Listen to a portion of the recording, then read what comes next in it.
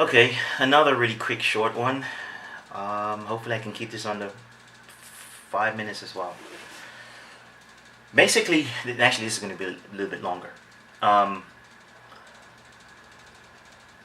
I behind me I have my son's Xbox console and his games.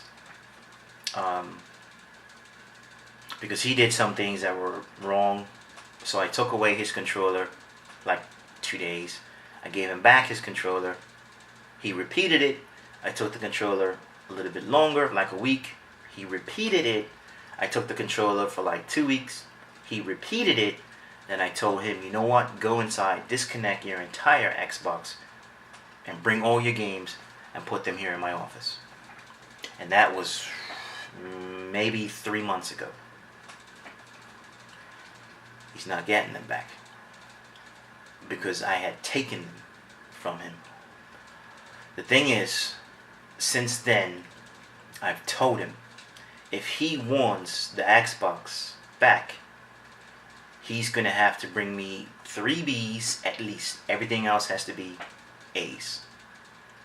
Um, he's doing pretty good. My wife says he's doing pretty good. I haven't seen his latest report card, but he doesn't have that.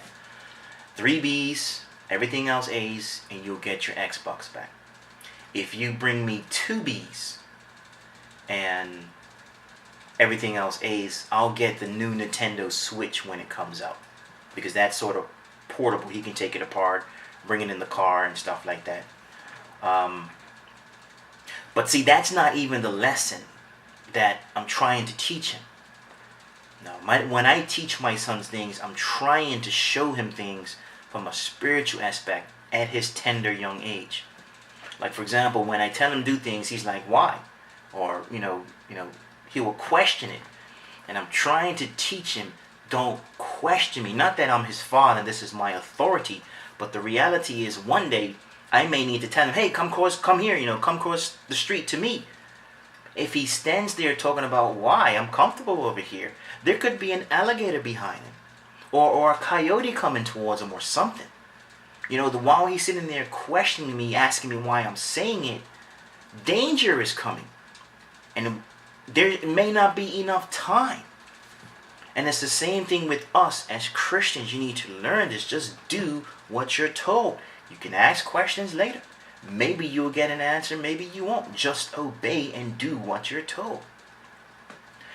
The knowledge of things is not important. Obedience is important. That's what I'm trying to teach my son in those lessons. But in this lesson, I want to tell him, but I'm hinting. I've been hinting at him. Listen, sometimes when people tell you things, you may not be able to achieve what they're telling you. You may not be able to get where they want you to be. And this is the same thing, us adults, you can learn a lesson from this as well. It could be your boss wants you to do something. You may not get to that point, but if your boss sees you making the effort, and they see, okay, they made a strong effort, but the numbers just aren't there, your boss will say, okay, cool, don't worry about it. I saw you made an effort. That was a good effort. We're good. Don't worry about it.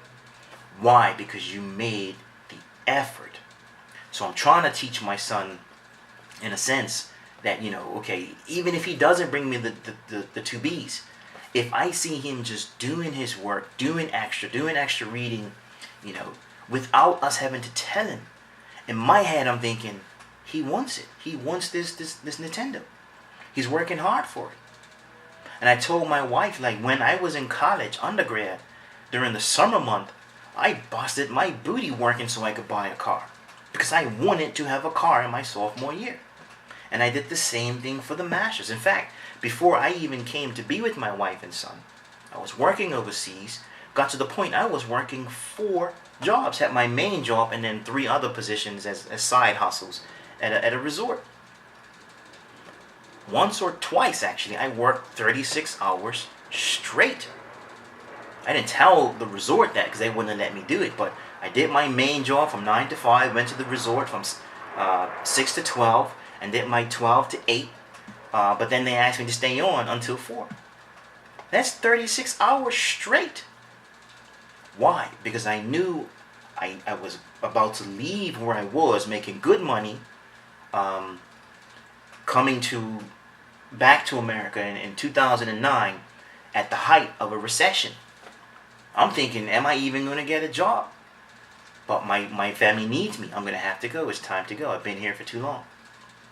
But I put in the effort. And I'm not seeing the effort from my son. He's doing his schoolwork when we tell him to, but he's not doing above and beyond. Where is the evidence of your effort? The evidence is in your effort. That is why a tree is known by its fruit. And this is something that even I am wrestling, not really wrestling with myself, but I acknowledge it with myself. I need to do more reading. I need to do more praying, more fasting, more seeking God, more worship. I know that. I know that, yeah, I know him and I know his word. I know his character. But the relationship is falling because I'm not spending time with him like I used to. And I need to. I know that. So what I'm getting at in this video, the evidence is in your effort. If what are you going to do every time you go past a gym, you say I want to lose weight, all you do is talk about it. Are you ever going to lose any weight? Are you ever going to get your blood moving just by talking about it? No. No. Your evidence is in your effort. And that's not just your Christian walk. That's basically everything in life. So, join me in this journey. Put your best foot forward.